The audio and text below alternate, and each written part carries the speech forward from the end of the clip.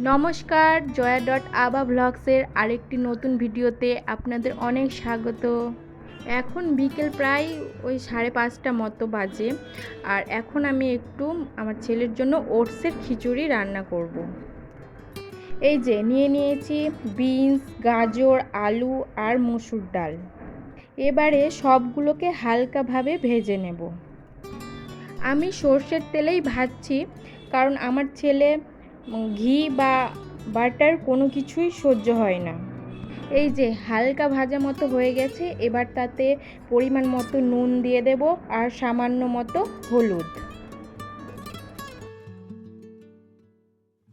তারপর হাফ বাটি মতো ওটস দিয়ে দেব। আমি ওই মাঝারি সাইজের হাফ বাটি মতো ওটস নিয়েছি। তারপর আবার সবগুলোকে 1 মিনিট মতো ভেজে নেব। সবগুলোকে ভালোভাবে ভাজা হয়ে গেছে। এবারে 2 বাটি মতো জল দিয়ে নিচ্ছি।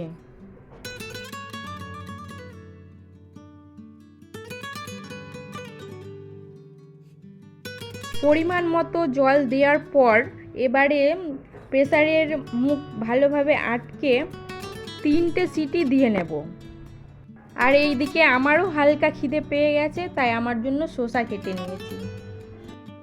আর এই যে দেখো, ওটসের খিচুড়ি একদম তৈরি। এবারে ছেলেকে আমি খাইয়ে নেব। আমার ছেলে এই খিচুড়ি খুব পছন্দ করে। ছেলেকে ভালো মতো খাইয়ে তারপর আমি এই যে আইসক্রিম নিয়ে বসে পড়েছি। সন্ধেবেলা আইসক্রিম খাচ্ছি, গলাটা ঠিক থাকবে কিনা কি জানি। যাই হোক, যতদিন বাঁচবো খেয়েই মরা ভালো, না খেয়ে শরীরকে কষ্ট দিয়ে কোনো লাভ নেই। আর ভিডিওটি যদি আপনাদের ভালো লেগে থাকে তাহলে অবশ্যই একটা লাইক আর সাবস্ক্রাইব করে পাশে থাকবেন।